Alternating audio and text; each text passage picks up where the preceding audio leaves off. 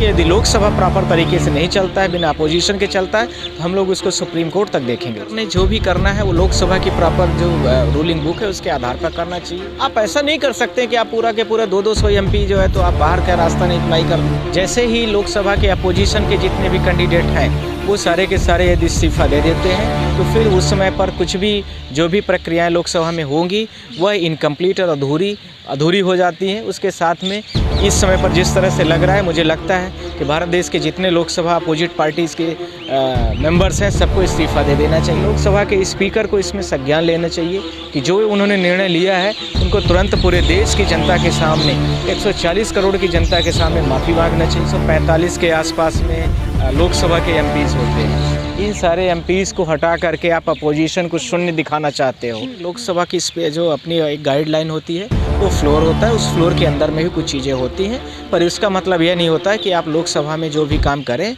वो बिना विपक्ष के करें। नमस्कार, मैं हूं तनु और आप देख रहे हैं नेशन कीपर। सदन से 141 सांसदों को सस्पेंड कर दिया गया है। सवाल यह है कि जो 141 सांसद विपक्षी नेताओं को जो सस्पेंड किया गया है, क्या बाकी बचे हुए सांसद वो भी इस्तीफा दे देंगे? हमारे साथ सुप्रीम कोर्ट वकील नरेंद्र मिश्रा जी हैं जो लगातार ईवीएम के मुद्दे को लेकर चर्चा में बने हुए हैं। चर्चा का जो विषय है वो आज है 141 सांसद जो सस्पेंड कर दिए गए। क्या कहेंगे सर, 141 सांसदों को सस्पेंड कर दिया गया तो क्या विपक्ष को इस्तीफा दे देना चाहिए, सदन सिर्फ सत्ता पक्ष के लोग चला ले? मुझे ये नहीं समझ में आता कि भारत देश में डेमोक्रेसी चल रही है या डिक्टेटरशिप चल रही है। कोई भी देश हो वर्ल्ड की, दुनिया का कोई भी इतिहास उठा के देखिए, इस तरह से कोई भी रेजोल्यूशन कहीं नहीं आया है। पहली चीज़। दूसरी, 145 के आसपास में लोकसभा के एमपीज़ होते हैं। इन सारे एमपीज़ को हटा करके आप अपोजिशन को शून्य दिखाना चाहते हो। आप अपने बिल पास करने के लिए किसी को किसी भी स्तर में ले जाना चाहते हो। वह बिल किससे संबंधित है? बिल तो आपको ध्यान रखना है कि आम जनता के लिए बनाया गया है। आप पार्लियामेंट में लोग जो इलेक्टेड होकर के आ रहे हैं उन सारे लोगों की आवाज़ को आपको सुनना है। उनकी आवाज़ को आप दबाना चाहते हो, आप जनता की भी आवाज़ दबाना चाहते हो, तो फिर ये मतलब नहीं होता कि डेमोक्रेसी आप चला रहे हैं। पहली चीज़। दूसरी चीज़, मुझे लगता है कि लोकसभा के स्पीकर को इसमें संज्ञान लेना चाहिए कि जो उन्होंने निर्णय लिया है उनको तुरंत पूरे देश की जनता के सामने 140 करोड़ की जनता के सामने माफ़ी मांगना चाहिए। तीसरा, नरेंद्र मोदी जी हमारे देश के प्रधानमंत्री हैं, राष्ट्रपति और उपराष्ट्रपति को भी इसमें सामने आना चाहिए कि यह भारत देश के डेमोक्रेसी का एक तरह से काला दिन है और उनको जो चीज़ें यदि कुछ उसमें गड़बड़ियाँ लगती हैं तो उनके पॉइंट्स को रखना चाहिए। आप स्पेसिफिक चीज़ों को लेकर के कि आप जो कह रहे हैं वही 100% सत्य है, तो ऐसा दुनिया में कोई भी नहीं कह सकता है कि 100% वही सत्य। हर चीज़ों की पॉसिबिलिटी हमेशा बनी रहती है। तो मुझे लगता है कि जो विपक्ष की आवाज़ थी वो पॉसिबिलिटी पर आधारित थी और उस पॉसिबिलिटीज़ को आप बिना ध्यान दिए हुए, बिना नॉलेज में उसको कंसीडर किए हुए, बिना कमेटीज़ को मैटर को रेफ़र किए हुए, क्योंकि कोई भी यदि मैटर कुछ भी लोकसभा में आता है तो उसको सबसे पहले आईएएस जो होते हैं वहाँ पर सेक्रेटरीज, उनको स्पेसिफिक के लिए भेज दिया जाता है कि आप इसको फॉलो अप करिए और उसमें जो गड़बड़ियाँ हैं, जो सुधार के चांसेस हैं, आप उसको सुधारिए। पर यदि ऐसा नहीं किया गया है और उसमें आपने किसी का ओवरव्यू नहीं, इतना भी इसके साथ में जनता का भी ओपिनियन लेने का पूरा आर्टिकल्स है, उसमें पावर है, हमारा पार्लियामेंट है, इस तरह से नहीं कर रहा है तो ये कहीं ना कहीं डेमोक्रेसी के लिए बहुत बड़ा खतरा है। इसका मतलब यह साबित हो गया कि एक पार्टी स्पेसिफिक का जो निर्णय आ रहा है वही भारत देश के लिए रूल होता जा रहा है, वही भारत देश के लिए संविधान बनता जा रहा है, वही जनता की आवाज़ बनता जा रहा है, न कि अपोजिशन के लीडर, न कि जनता की आवाज़। जो मैंने आपको आर्टिकल स्पेसिफिक बताया है उसमें होता है कि कोई भी आर्टिकल कोई भी हो रहा है, रूल्स बन रहा है या कुछ भी पावर्स आ रहे हैं, अमेंडमेंट हो रहे हैं, तो जनता से एक वेवरशिप ली जाती है कि यह अमेंडमेंट लाया जा रहा है, यह बिल लाया जा रहा है देश की जनता के लिए, इसमें आपके लोगों की क्या राय है। तो वो तो सब खत्म होता दिख रहा है मुझे, तो इस तरह से नहीं करना चाहिए। जी सदन में जिस तरीके से सांसद उनको निलंबित किया जा रहा है, शशि थरूर ने बयान दिया और कहा है कि लोकतंत्र की हत्या हो चुकी है, अब हम लोगों को उसकी बरसी कर देनी चाहिए। देखिए, उनका व्यक्तिगत बयान है, मैं तो एक कानूनी बात करना चाहता हूँ कि ऐसा नहीं करना चाहिए और किस हिसाब से उन्होंने बोला ये मैं नहीं जानता, पर मेरे हिसाब से यह डेमोक्रेसी का यह अंग बिल्कुल ही नहीं है। जो उन्होंने किया है ये कहीं से देश के हित में नहीं है और न ही देश की सुरक्षा से संबंधित जो भी चीज़ें हैं, आप जो आंतरिक और बाह्य से जो भी आप देखना चाहते हैं, आंतरिक का मतलब देश के प्रत्येक जनता आपको देख रही है, प्रत्येक लोकसभा के लोग सांसद होते हैं, वो जनता के सामने क्या दिखाने के लिए जाएंगे, क्या रिप्रेजेंट रिप्रेजेंटेटिव होते हैं जितने भी, वो क्या जनता में सिर्फ और सिर्फ यदि जो बीजेपी के बड़े लीडर हैं उन्होंने यदि कुछ किसी भी मैटर को ले आया है और उसमें कोई उन्होंने सहमति दे दी, इसका मतलब थोड़ी है कि डेमोक्रेसी हो गई। इसका मतलब तो यह भी है कि लोकसभा के जो और भी लीडर हैं उनकी भी आवाज़ इसमें शामिल होना चाहिए। इसका मतलब यह भी है कि बहुत सारे इंटेलेक्चुअल लोग नहीं होते हैं, इतना मैं नहीं कहूँगा, जितना कि सारे ऊपरी लेवल में होते हैं। तो कुछ लोग कम एजुकेटेड होते हैं, सिर्फ अनुभव के आधार पर उनकी बातों को रखना चाहिए।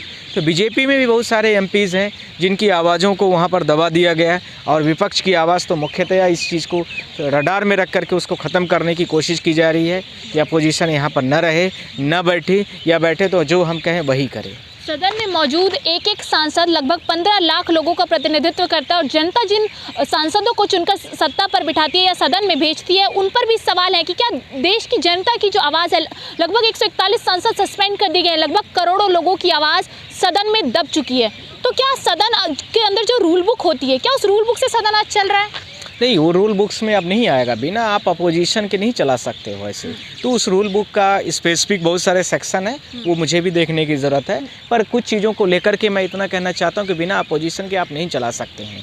इस चीज़ को हमेशा ध्यान रखिए। अगर विपक्ष इस्तीफा दे देता है, सदन के सारे विपक्ष इस्तीफा दे देते हैं, तो क्या जो भी संसद है वो सत्र पूरी रद्द हो जाएगी? बिल्कुल।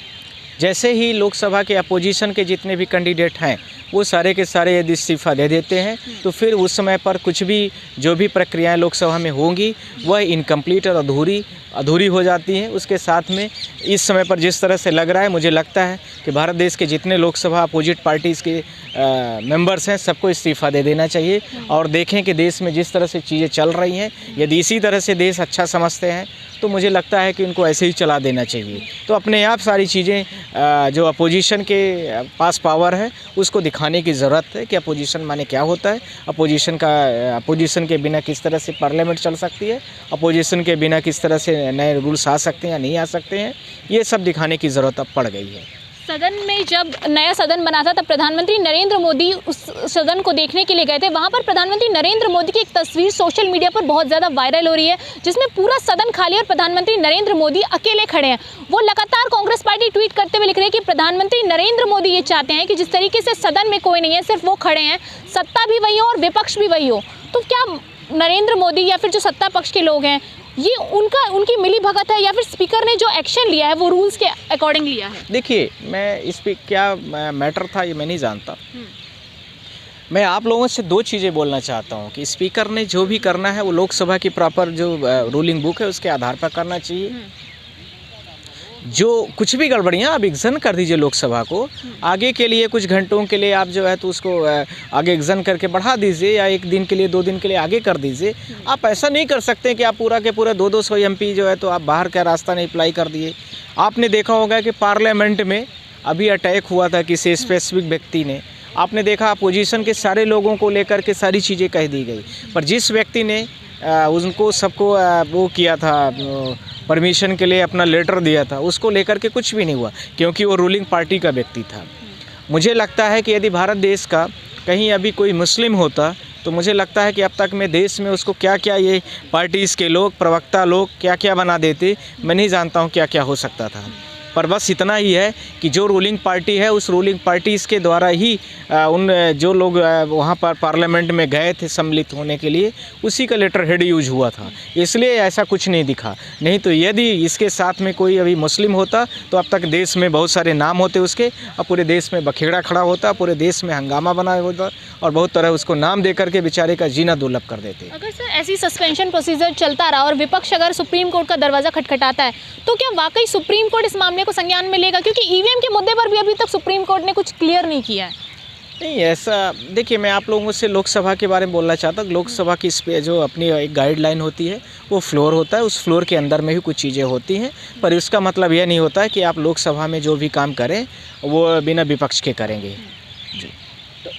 अब विपक्षी सांसदों ने ये भी बोल दिया कि हम लोग इस्तीफा दे देंगे, सदन में नहीं जाएंगे। तो देश की जो 140 करोड़ जनता है जो चुनकर उनको संसद में बिठाती है, वो भी उन पर भी सवाल है। और आपको लग रहा है कि अगर सदन में वापस विपक्षी सांसदों को पूरे सत्र के लिए बुला लिया जाएगा इस तरीके के प्रोसीजर्स? देखिए, ये तो अटकलें हम लगा रहे हैं ना, इतना हम नहीं सोच सकते, पर ये है कि उनको बुलाना चाहिए और तत्काल माफ़ी मांगना चाहिए पूरे देश की जनता के सामने कि जो भी हमने किया है वो गलत है। और 140 करोड़ की जनता भी देख रही है कि जिन लोगों को आप वोट देना चाहते हो या दिए हो वो कैसे लोग हैं देश की।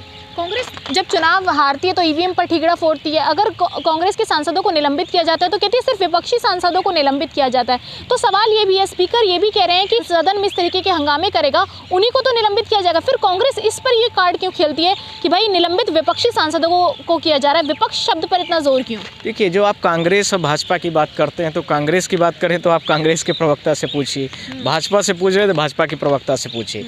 आप मुझसे कुछ कानूनी बात पूछना चाहते हैं तो आप पूछ सकती हैं। सुप्रीम कोर्ट के लॉयर हैं, आपको लग रहा है कि स्पीकर जो है वो बायस्ड है एक पार्टी की तरफ? ये आप नहीं, पूरा भारत देश देख रहा है, उसमें मुझे कुछ बोलने की ज़रूरत ही नहीं है। पूरे पेपरों ने इसको कवर दिया है कल से, तो ये आपको और हमें बोलने की ज़रूरत नहीं है। पूरे भारत देश की जनता देख रही है और बोल रही है। पर यदि लोकसभा प्रॉपर तरीके से नहीं चलता है, बिना अपोजिशन के चलता है, तो हम लोग उसको सुप्रीम कोर्ट तक देखेंगे उसको। आप लोग चिंता। Thank you. सुप्रीम कोर्ट वकील नरेंद्र मिश्रा जी हमारे साथ थे, जो ईवीएम को लेकर लगातार सुप्रीम कोर्ट जा रहे हैं। चर्चा का विषय बना हुआ ईवीएम भी। दूसरी तरफ 141 सांसदों को सस्पेंड